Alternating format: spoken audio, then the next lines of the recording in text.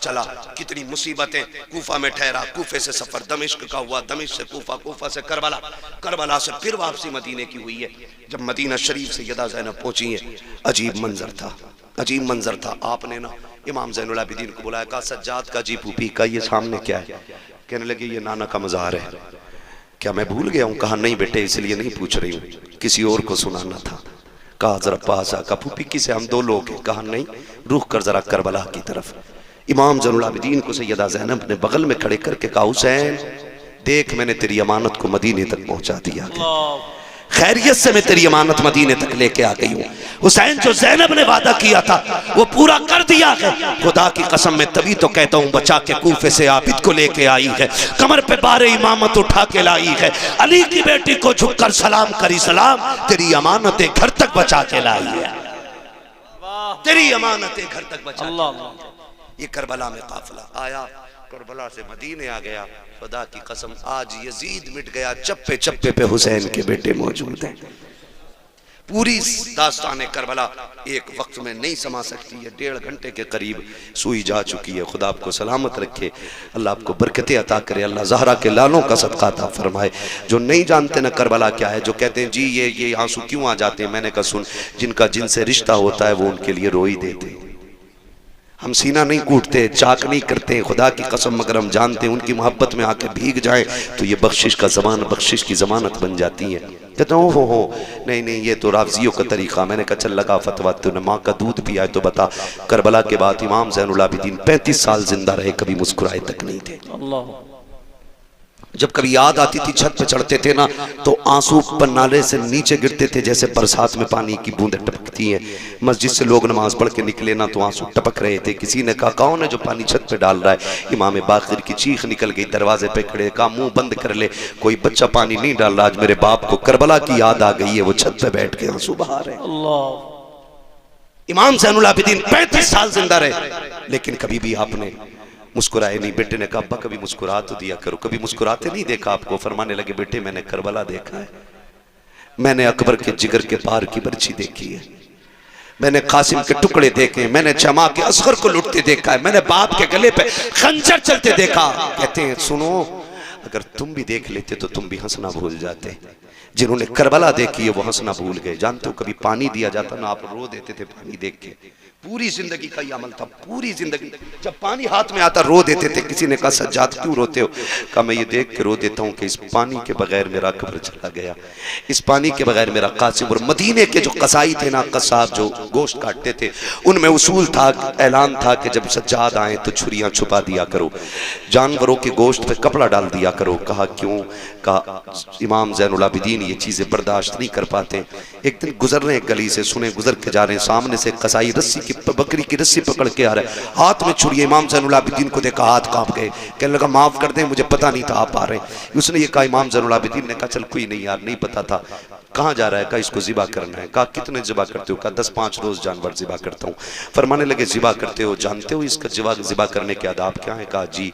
फरमाया पहला अदब क्या? उसने कहा पहला अदब यह है कि जिस जानवर को ज़िबा किया जाए ना, उस जानवर को ज़िबा करने से पहले उसे खूब खिला पिला लिया जाए।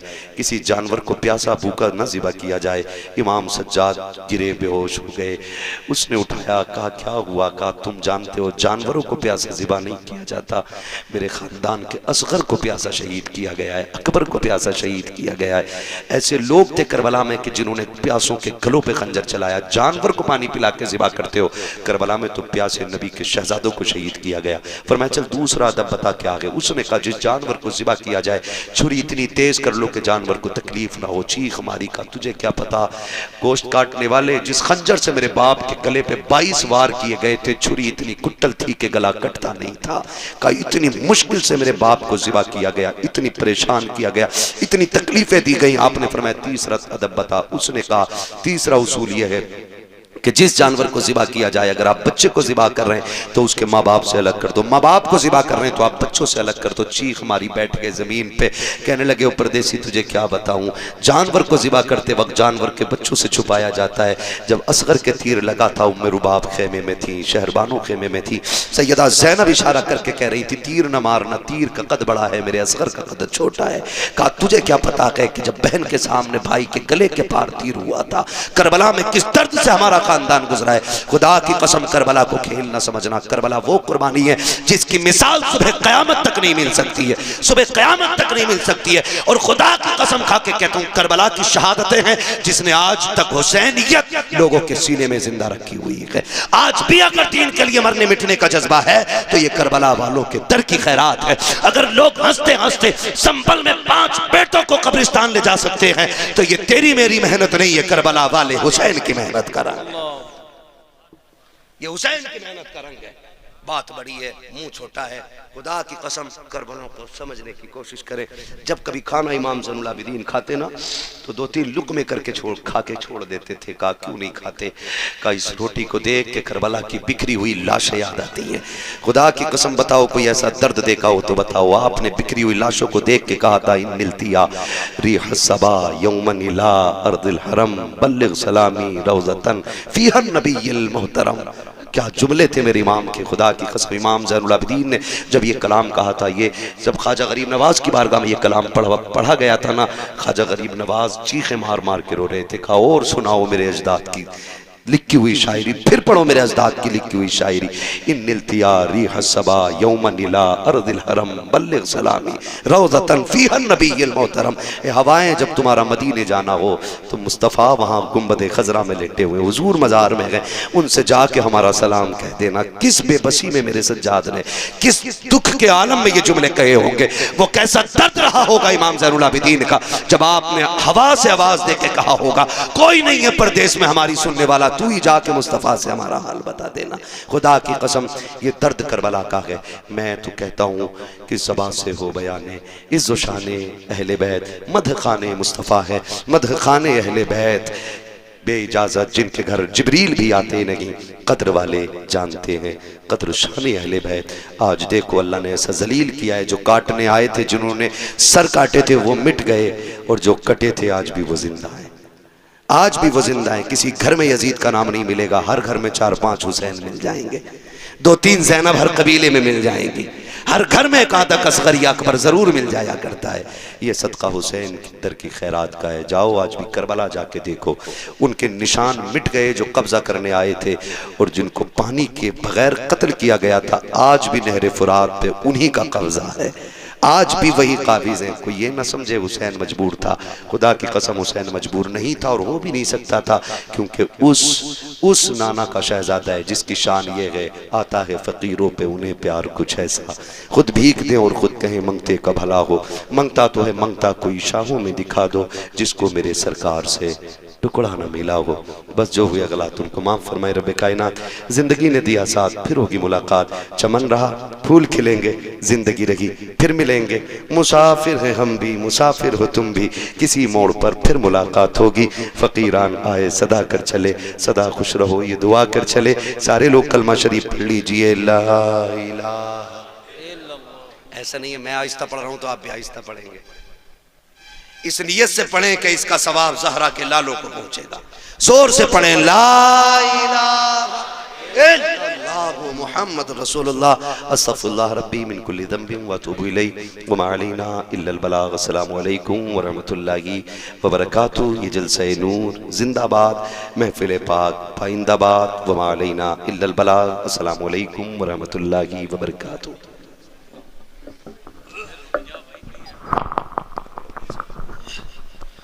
मुस्तफ़ा जाने रहमत पे लाखों सलाम। मुस्तफ़ा बका मिलेगी फना के बाद, वो भी अहले ईमान ही होंगे। बेशक ठीक है, सुभान। जन्नत भी बाकी रहने वाली है, जहन्नम भी बाकी रहने वाली है।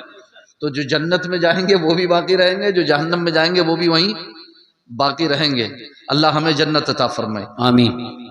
अल्लाह फरमाता है इन्नल्लज़ीना आमनू व अमिलुस सालिहात यहदीहिम रब्बुहुम बिईमान।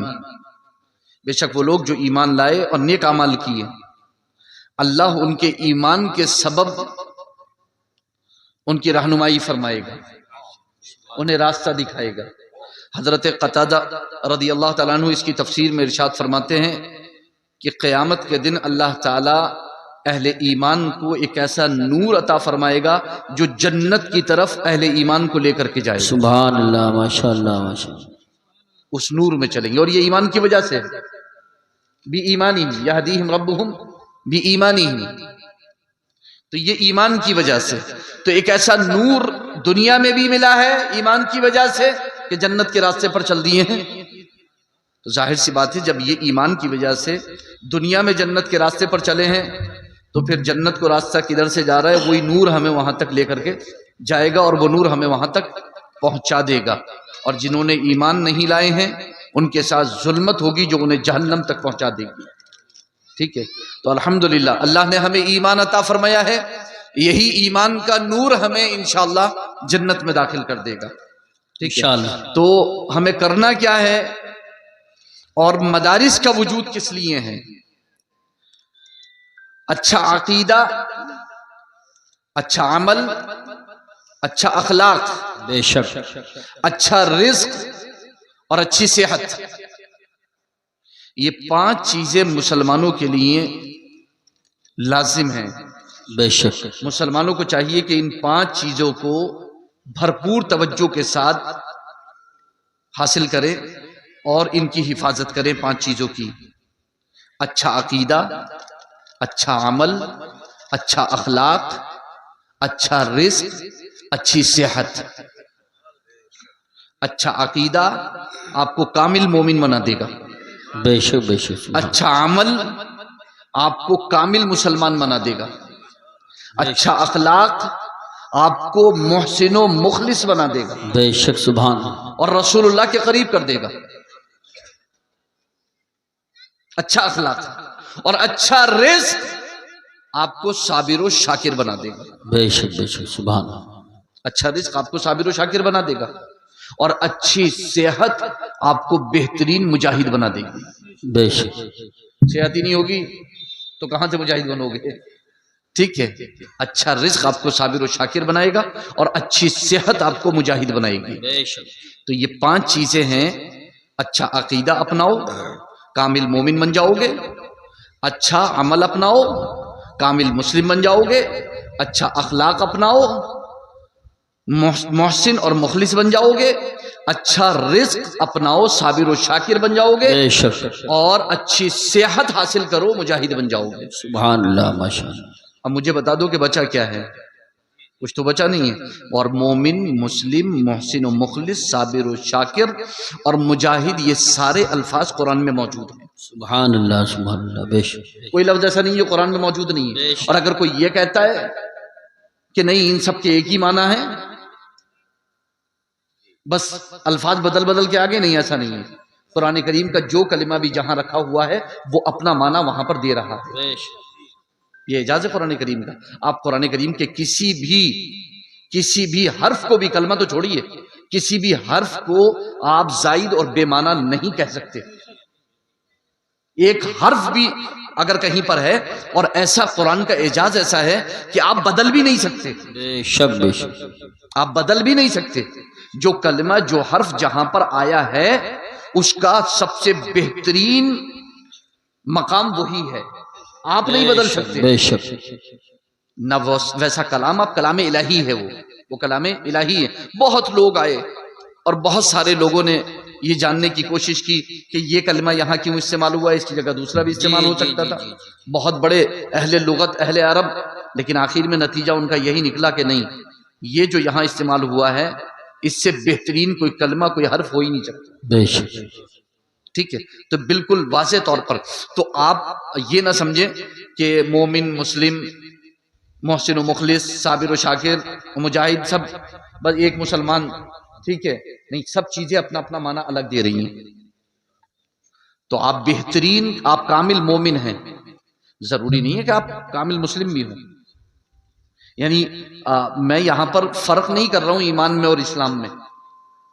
नहीं, मैं दर्जात के एतबार से बता रहा हूं आपको कि ईमान का ताल्लुक जो है वो जो हमारे हम अवाम के सामने पेश कर रहे हैं वो इसलिए पेश कर रहे हैं कि वो समझे कि यह ईमानियात से ताल्लुक है, इसका अकीदे से ताल्लुक है। जी जी यानी एक अच्छा अकीदा आपको चाहिए। जिब्रील अमीन आए बारगाह रिसालत में और 3-4 सवाल किए। पहला सवाल था मल ईमान, अल्लाह के रसूल ईमान क्या है। दूसरा सवाल था मल इस्लाम, इस्लाम क्या है। तीसरा सवाल था मल एहसान, एहसान क्या है। चौथा सवाल था मतसा, क़यामत कब आएगी। तो पहला सवाल मल ईमान, ईमान क्या है। अल्लाह के रसूल ने फरमाया, मुख्तलिफ हदीसों को जमा करके बोलता हूं, अंतुमिन बिल्लाहि व मलाइकतिहि व कुतुबिहि व रुसुलिहि वल यौमिल आखिर वल क़द्रि खैरिहि व शर्रिहि मिन अल्लाह तआला वल बाअस बअदल मौति व बिलिक़ाइर रहमान। अल्लाह पर ईमान लाना, फरिश्तों पर ईमान लाना, उसकी किताबों पर ईमान लाना, उस नबी और रसूलों पर ईमान लाना, क़यामत पर ईमान लाना, अच्छी और बड़ी तकदीर अल्लाह की जानिब से इस पर ईमान लाना, मौत के बाद दोबारा उठाया जाएगा इस पर ईमान लाना, और क़यामत में रहमान से मुलाकात होगी इस पर ईमान लाना। सुभान अल्लाह, माशाअल्लाह माशाअल्लाह। रहमान से मुलाकात होगी इस पर ईमान लाना। ये बयान किया अल्लाह के रसूल ने मल ईमान के तहत कि ईमान क्या है। पूछा गया मल इस्लाम, इस्लाम क्या है। अल्लाह के रसूल ने इरशाद फरमाया, शहादतु अल्ला इलाहा इल्लल्लाह व अन्ना मुहम्मदर रसूलुल्लाह व इकामुस सलाह व ईताउज़ ज़काह व सौम रमज़ान। बेशक ईमान क्या है, ईमान इस्लाम क्या है। इस्लाम यह है इस बात की गवाही देना कि अल्लाह के सिवा कोई माबूद नहीं और मोहम्मद सल्लल्लाहु अलैहि वसल्लम अल्लाह के बंदे और उसके रसूल हैं। नंबर 2 नमाज कायम करना, नंबर 3 रोजा, नंबर 4 ज़कात, नंबर 5 हज। तकदीम ताखीर हो सकती है, ठीक है। तो ये अरकान इस्लाम बयान किए गए, ठीक है। ये अरकान इस्लाम यानी 5 पिलर्स ऑफ इस्लाम, यानी इस्लाम के वो 5 सुतून जिन पर उसकी इमारत कायम है। तो बुनियाद है ईमान, बुनियाद है ईमान, ठीक है। और फिर उसके सुतून खड़े कर दिए गए, फिर उसके सुतून, उस बुनियाद पर सुतून कायम कर दिए गए और वो सुतून ये है नमाज रोजा हज ज़कात, ठीक है। तो बुनियाद तो ईमान है, फिर उस पर सुतून कायम कर दिए गए, फिर उस पर इखलास की इमारत तामीर की जाती है। उन सुतूनों पर इखलास की इमारत तामीर की जाती है। अगर नमाज खालिस अल्लाह के लिए नहीं है, रोजा खालिस अल्लाह के लिए नहीं है, ज़कात और हज खालिस अल्लाह की रजा के लिए नहीं है, लोगों को दिखावे के लिए, रिया के लिए, सुम्मत और शोहरे के लिए, तो जाहिर सी बात है कि फिर आपने इस्लाम की बुनियादें कायम नहीं की, बल्कि ये तो ढा दी बजाय कायम करने के, ठीक है। तो इखलास असल है, इखलास असल है। और अखलाक उसका जो है वो अखलाक जो है अखलाक हसना, उसी में इखलास आएगा, ठीक है। इन्नमा बुइस्तु लिउतम्मिम मकारिमल अखलाक। अल्लाह के रसूल फरमाते हैं मैं मकारिम अखलाक की तकमील के लिए मबूस हुआ हूँ, सुभान आला अल्लाह अखलाक माशाअल्लाह। की तकमील के लिए। और इससे बड़ा अखलाक कौन सा होगा कि आप इखलास पैदा कर लें अपने अंदर, है? तो इखलास सबसे बड़ी दौलत है, ठीक है। पूछा गया मल एहसान या रसूल अल्लाह, तीसरा सवाल एहसान क्या है। अल्लाह के रसूल ने फरमाया अंतअब्दुल्लाह कअन्नका तरा फ़इन लम तकुन तराहु फ़इन्नहु यराक। तुम ऐसे इबादत करो गोया तुम अपने रब को देख रहे हो, या कम से कम इतना जानो कि तुम्हारा रब तुमको देख रहा है। सुभान अल्लाह माशाअल्लाह। तुम्हारा रब, ये इखलास की दौलत है। अगर आपको इबादत करते वक्त ये ख्याल नहीं है कि मेरा रब मुझको देख रहा है, तो फिर आप हैं कहां पर, कौन सी इबादत कर रहे हैं आप, बेशक किस इबादत में मसरूफ हैं आप। आपको अगर ये ख्याल नहीं है तो फिर आप कहां पर हैं। तो एहसान के बारे में पूछा गया, क़यामत के बारे में पूछा गया, चलो उसका जवाब मुख्तलिफ तरीके से दिया गया, ठीक है। तो ईमान, इस्लाम, इखलास, सब्र शुक्र और मुजाहदा नफ्स, अपने नफ्स के साथ जिहाद। जी बेशक। मैदान जंग के जिहाद की तो नौबत नहीं है, ठीक है, लेकिन नफ्स का जिहाद तो हमेशा जारी है। बेशक नफ्स का जिहाद तो हमेशा हमेशा जारी है। और उसे जिहाद अकबर कहा गया है कि सबसे बड़ा जिहाद है वो, अपने नफ्स के साथ हमेशा मुकाबला करते रहना। जाहिर सी बात है, जाहिर सी बात है। अभी मैं एक एग्जाम्पल पेश करता हूं, फिर आपको समझ में आएगा कि नफ्स के साथ जिहाद मतलब कैसे होगा, ठीक है। अभी मेरे पास एक कॉल आई थी, ठीक है। तो मैं रिसीव नहीं कर पाया था कॉल, मेरी कभी कभी रिसीव नहीं हो पाती, क्योंकि जैसे अब मैं तकरीर कर रहा हूँ, तो अभी तकरीर के दरमियान मेरी तकरीबन 3-4 कॉलें मैं अभी साइलेंस किया मैंने आपके सामने से, तो वो आ चुकी हैं कॉलें, ठीक है, मैं बराबर उसको साइलेंस पे कर रहा हूँ, ठीक है। तो कॉल रिसीव नहीं होगी, आदमी शिकायत कर देता है कि जो है वो कॉल की थी और फैजान जी ने कॉल रिसीव नहीं करी। तो कभी कभी ऐसा मौका होता है कि मैं मसरूफ़ होता हूँ तो कॉल रिसीव नहीं कर पाता। तो जब कल कई लोगों ने शिकायत की कि हमने कॉल की आपको, आपने कॉल रिसीव नहीं करी, तो मैं सोचने लगा कि मेरी कॉल रिसीव नहीं हुई, इनको इतनी बड़ी शिकायत हो गई। जी जी। और मस्जिद से जो 5 मरतबा रोजाना कॉल आती है, अल्लाह अल्लाह अल्लाह, क्या बात है, वाह वाह वाह, सुभान अल्लाह सुभान अल्लाह उस सुभान कॉल को कितना रिसीव किया आपने भाई? 5 बार रोज कॉल आती है, रोजाना कॉल आती है 5 बार। और फजर की कॉल देख लो आप, 3-4 लोगों के सिवा कोई रिसीव नहीं करता है। फजर की कॉल 3-4 लोगों के सिवा शायद ही कोई रिसीव करता हो। और माशाल्लाह ऐसे खुशनसीब अहले ईमान भी हैं कि पूरी पूरी बस्ती मस्जिदों में जगह भी नहीं बचती। जी जी जी। ऐसे भी हैं कॉल रिसीव करने वाले, ठीक है। इस कॉल को रिसीव नहीं हुआ, शिकायत मत करो, क्योंकि पहली अपनी शिकायत दूर करो कि आपसे शिकायत होगी कि कॉल रिसीव नहीं करी। 5 मरतबा कॉल आती है कि नहीं आती है? आती है नहीं आती? पहली बार में रिसीव कर लेते हो है? पहली बार में रिसीव करते हो? डेली रिसीव करते हो पाबंदी के साथ? कोई कॉल मिस नहीं होती? बताओ अपने, अब देखो आप अपने आप को। वो जो कॉल आ रही है ना, भुलाई नहीं जाएगी, बेशक। ये वाली तो भुला दी जाएगी। ये तो आपने करी, मैंने मेरे पास करी, मैंने आपके पास करी, यही खत्म हो गई, ठीक है, कोई मसला नहीं है, ठीक है। लेकिन वो जो कॉल आ रही है ना, वो भुलाई नहीं जाएगी। अगर वो कॉल मिस करी और वो कॉल रिसीव नहीं करी, ठीक है, जो अल्लाह की जानिब से रोजाना 5 मरतबा हो रही है, सुभान अल्लाह माशाल्लाह। डेली 5 मरतबा हो रही है, ठीक है। कॉल आती है, आ जाइए। अब सारे लोग वॉल्यूम कम करने पे लगे हुए हैं उस कॉल का, वॉल्यूम कम करने पे लगे हुए हैं, और आप वॉल्यूम बढ़ाने पे लगे हुए हो। मसला वॉल्यूम के घटाने या बढ़ाने का नहीं है, दिल से सुनोगे तो चाहे लाउड स्पीकर की आवाज ना आए मगर मस्जिद पहुंच जाओगे। बेशक सुभान अल्लाह सुभान अल्लाह, वाह वाह वाह वाह, बहुत। आपको क्या लगता है पुराने जमाने में क्या मोबाइल होते थे, अलार्म होते थे, हैं? या माइक होते थे क्या मस्जिदों में, हैं? उन्हें कैसे आवाज आ जाती थी? हाँ अल्हम्दुलिल्लाह, ऐसी आवाज आ जाती थी, उन्हें ऐसे ही आवाज आ जाती थी, और वो सुबह बिल्कुल एकदम टाइम से, अजान से भी आधा घंटा पहले मस्जिद में पहुंच जाते थे। बेशक। अजान से भी आधा घंटा पहले मस्जिद में पहुंच जाते थे। अब तो अजान के आधा घंटे के बाद भी, आधे घंटे के बाद भी नहीं आ रहे।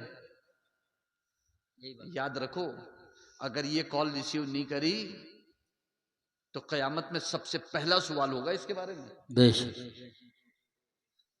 रोजे अव्वल के जहां गुदास बुअद अव्वली पुरसिश नमाज बुअद, बेशक। ठीक है, सबसे पहला सवाल जो है ये नमाज के बारे में होगा। बेशक। तो आप नमाज के बारे में सबसे पहला सवाल होगा, इस कॉल के बारे में सबसे पहला सवाल होगा कि आपने ये कॉल रिसीव की थी कि नहीं की थी, और उसकी कोई तैयारी नहीं है आपकी।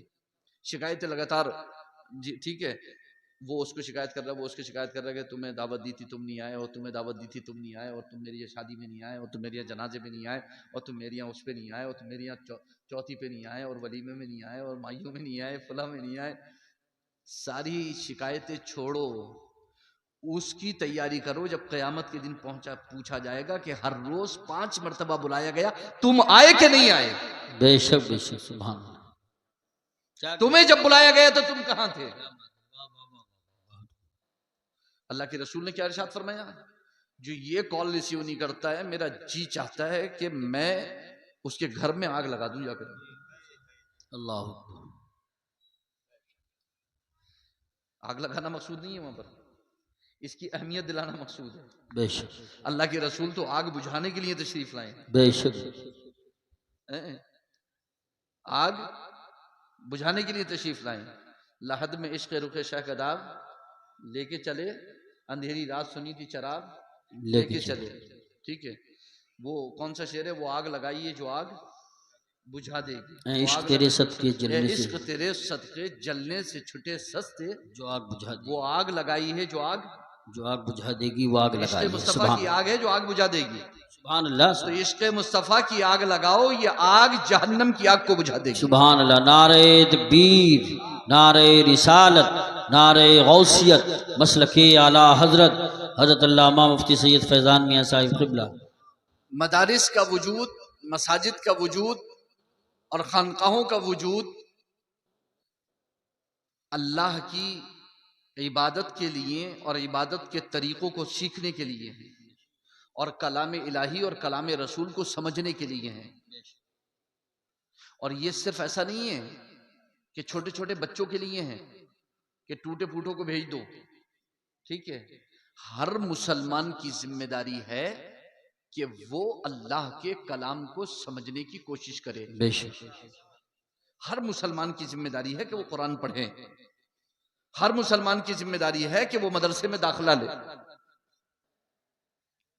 मस्जिद नहीं जा रहे हैं तो मदरसे में कैसे दाखिला लेंगे? मसला तो ये है ना। तो जाहिर सी बात है, हम सब एक दूसरे पर इल्जाम तराशी के लिए, एक दूसरे के ऐब तलाश करने के लिए, एक दूसरे की खामियां तलाश करने के लिए, एक दूसरे के खिलाफ माहौल बनाने के लिए नहीं हैं। बेशक, हम खुद अपने गिरेबान में झांकने के लिए हैं। बेशक। हमें देखना है कि हमें क्या करना है। तो मेरी आपसे गुजारिश यही है कि आप जो हैं वो कुरान करीम का दर्स हासिल करें और हदीस रसूल का दर्स हासिल करें, बेशक, और चंद मसाइल भी सीखें जो आपको फायदा पहुंचाएं। मैं भी कह के चला जाऊंगा, ये भी कह के चले जाएंगे, बहुत सारे लोग कह के चले जाएंगे। ठीक है, तकरीरें तो हो ही रही हैं। आप में से बहुत सारे लोगों की उम्र 40-50 साल की हो चुकी है। ठीक है, 60 साल की हो चुकी है। मगर अफसोस ये है कि हर चीज के लिए टाइम है। अगर टाइम नहीं है तो खुदा का कलाम रहल पे रखकर पढ़ने और समझने के लिए नहीं है। यही बात। आप किस चीज के लिए टाइम नहीं निकाल रहे हो? आप खुद बताओ, किस चीज के लिए आप टाइम नहीं निकाल रहे हो? हर चीज के लिए आपके पास टाइम है। हर रिश्ता निभाने के लिए आपके पास टाइम है। सारी तगोदो, सारी कोशिशें रिश्तों को निभाने के लिए हैं। आप सारे रिश्ते निभा रहे हो, ठीक है, मगर अल्लाह के साथ, उसके हबीब के साथ जो आपका ताल्लुक है, जो आपका रिश्ता है, उसे निभाने का वक्त कब आएगा? जी बेशक, सुभान भाई उसे भी तो निभाने के लिए वक्त चाहिए ना। उसको निभाने के लिए भी तो आप पहले मुसलमान हो ना। आप मुसलमान हो ना, आप अहले ईमान हो ना, तो आप उसके लिए वक्त निकालो। वगरना जाहिर सी बात है आपके पास इल्म होगा नहीं, आपके पास मालूमात होगी नहीं। कोई भी आपको कुछ भी कह के चला जाएगा, आप उसे अपने दिमाग में रख लोगे और उसके बाद जो है गलतफहमियां बढ़ जाएंगी, जी जी, गुमराहियां बढ़ जाएंगी, ईमान खतरे में पड़ जाएगा और बहुत ज्यादा परेशानियां हो जाएंगी। खासतौर से माएँ बहनें बेटियां बच्चियां भी मौजूद हैं। ये माहौल देखने को मिला है जिला रामपुर के अंदर कि मुसलमान अपनी बच्चियों की तरफ से कोताही कर रहे हैं। जी बेशक, मैं बहुत जिम्मेदारी के साथ ये बात कह रहा हूं और मैं अपनी आंखों से देखने के बाद कह रहा हूं। जी जी, गफलत ज्यादा अच्छी नहीं है। सही इशारा है। गफलत अच्छी नहीं है। मैंने अपनी आंख से देखा है रास्तों में, रोडों पर। मैं किसी से पूछ के नहीं कह रहा हूं आपसे, मैंने अपनी आंख से देखा है। अपनी बच्चियों पर तवज्जो दो आप। ज्यादा गफलत की जरूरत नहीं है। समझ में आया? बहुत जरूरी है पैगाम। अपनी इज्जत की अगर कोई फिक्र नहीं है, कम से कम इस्लाम और मुसलमानों की इज्जत की तो फिक्र करें। बेशक, सुभान अल्लाह, सुभान अल्लाह। है? कम से कम अल्लाह और उसके रसूल के लिए तो कम से कम फिक्र करें, आखिरत की तो फिक्र करें। बेशक, बहुत बुरा हाल है इस टाइम, बेशक। और ख़ास तौर से जिनकी बच्चियां कॉलेज में, यूनिवर्सिटी में पढ़ने के लिए जा रही हैं, इंस्टीट्यूट में पढ़ने के लिए जा रही हैं, कोचिंग सेंटर में जा रही हैं, जिनकी बच्चियां ऑनलाइन पढ़ रही हैं, किससे पढ़ रही हैं, क्या पढ़ रही हैं, कितना पढ़ रही हैं, कब पढ़ रही हैं, कहाँ आ रही हैं, कहाँ जा रही हैं, ये जिम्मेदारी माँ बाप की है। बेशक। मुसलमानों को क्या हो गया? अच्छा पैगाम। मुसलमानों को क्या हो गया कि उनको यही नहीं पता कि उनकी बेटी कहाँ आ रही है, कहाँ जा रही है, किससे मिल रही है, कब आ रही है, घर से कब निकल रही है, घर पे कब वापस आ रही है। जी जी। क्यों पता नहीं है मुसलमानों को? बेशक। बेटी नहीं है, नारे तकबीर, बहन नहीं है, नारे रिसालत, नारे गौसियत, मसलके आला हजरत हजरत अल्लामा मुफ्ती शहरियार रज़ा साहिब क़िबला, उलमाए अहले सुन्नत, ऑल इंडिया पैगाम इंसानियत कॉन्फ्रेंस। करीब आ जाएं, करीब आ जाएं, करीब आ जाएं। स्टेज वालों का खड़ा होना, आप ही का खड़ा होना। बैठ जाएं, बैठ जाएं, वक्त हमारे पास बहुत कम है। बैठ जाएं, बैठ जाएं। और जो लोग सड़क पे खड़े होके बोल रहे हैं, गलत बात है, आपकी आवाज़ यहाँ तक आ रही है। मोटरसाइकिलों से उतरिए, यहाँ आ जाइए। नारे तकबीर, नारे रिसालत, हजरत मुफ्ती शहरियार रज़ा साहिब। बैठ जाएं, तशरीफ रखें, बैठ जाएं। तशरीफ रखे, बैठ जाएं। इंशाल्लाह मैं टाइम नहीं लूंगा। मैंने इसीलिए कोई ख़ास गुफ्तगू जो है वो शुरू नहीं की, और क्योंकि टाइम बहुत मुख्तसर है तो मैंने सोचा कोई हाँ, मैं अगर जो है वो किसी भी टॉपिक को हाथ लगाऊंगा तो आधा घंटा ऐसे निकल जाएगा। ठीक है, बेशक। और मैं इसलिए कोई पुरजोश भी नहीं हुआ कि वो भी फिर मिजाज बना देता। ये आपकी गलत बात है। बैठ जाएं, आपके बाहर के मेहमान तशरीफ लाएं, बहुत जल्द तकरीर शुरू होगी। जो लोग सड़क पे हैं अंदर आ जाएं, बैठ जाएं। अगर कोई अपनी बहुत जरूरी किसी हाजत से जा रहा है तो अलग चीज है, अगर ना आप बैठ जाएं और इत्मीनान के साथ सुने। ठीक है, मैं ये वीडियो बन रही है, खैर मैं इसका एहतमाम नहीं करता ऐसे उस पर, लेकिन ये बात कहते हुए भी शर्म आती है कि आप बैठ जाएं और सुन लें। पूरा हिंदुस्तान क्या सोचेगा? सही बात। कि मुसलमानों को, अब उलमा को मुसलमानों को कह कह के घसीट घसीट के बिठालना पड़ रहा है कि कुरान सुन लो। इससे ज्यादा शर्म की कोई बात नहीं हो सकती। इससे ज्यादा शर्मिंदगी की कोई बात नहीं हो सकती। सही बात। इससे ज्यादा शर्मिंदगी की कोई बात नहीं हो सकती। बिल्कुल सही फरमा रहे हैं आप मुझे बताओ, इससे ज्यादा शर्मिंदगी की कोई बात होगी? जी जी। कि कहा जाए इनसे कि आकर के बैठ जाओ और सुन लो, जी, और कैमरा इनके ऊपर जाए और दुनिया देखे कि ये बिल्कुल अलग कोई कौम है, वो अलग बिल्कुल लोग हैं। ठीक है, इससे ज्यादा शर्मिंदगी की क्या बात होगी? सही बात। ठीक है, तो आप असल में समझ नहीं पा रहे हो आप कि आप हो क्या। आपने अभी अपने आप को पहचाना नहीं है। आपने अभी तक अपने आप को आपने अपने आप को अभी तक पहचाना नहीं है। कुरान करीम ने कहा,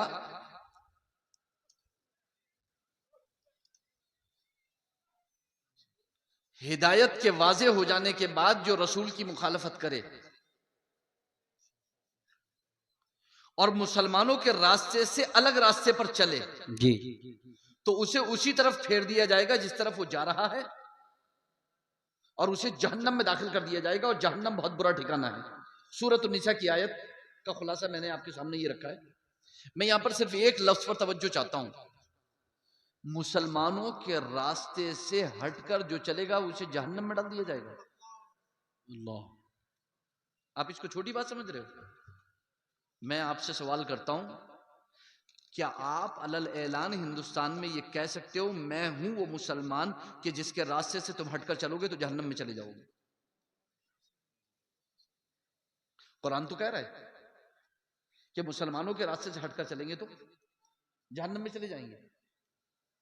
तो क्या मुसलमान आज की तारीख में ये कह सकते हैं कि हमारे रास्ते से हटकर चलोगे तो जहन्नम में चले जाओगे, और हम जिस रास्ते पर चल रहे हैं उस रास्ते पर चलोगे तो जन्नत मिल जाएगी? ये कहने से पहले हर एक को ये सोचना होगा, क्या मैं भी सही तरीके से उस रास्ते पर हूं जिस पर मुझे जन्नत मिल जाएगी? बेशक। अगर आप ये कहो कि अकीदे के एतबार से, तो हाँ, अहले सुन्नत वल जमात अकीदे के एतबार से उस रास्ते पर हैं जिन्हें यकीनन जन्नत मिलेगी। बेशक बेशक, सुभान अल्लाह। बदेर ही सही, बिलाखिर ही सही, लेकिन अहले सुन्नत वल जमात अकीदे के एतबार से उस रास्ते पर हैं जिन्हें अल्हम्दुलिल्लाह यकीनन जन्नत मिलेगी। बेशक सुभान अल्लाह। लेकिन क्या अहले सुन्नत अमल के एतबार से, अखलाक के एतबार से, सब्र व शुक्र के एतबार से, सेहत के एतबार से, हलाल और हराम की तमीज के एतबार से उस रास्ते पर है कि वो डायरेक्ट जन्नत में चले जाए और जहन्नम की तरफ रुक ना हो? ये तो सोचने की जरूरत है। बिल्कुल। नारे इतने लगवा दिए गए हैं जन्नती जन्नती के, वो कह रहे हैं हम कुछ करने की जरूरत ही नहीं है। ठीक है, अब कुछ करने की जरूरत ही नहीं है। जो एक रात जलसे में बैठ लेता है वो जन्नती हो जाता है।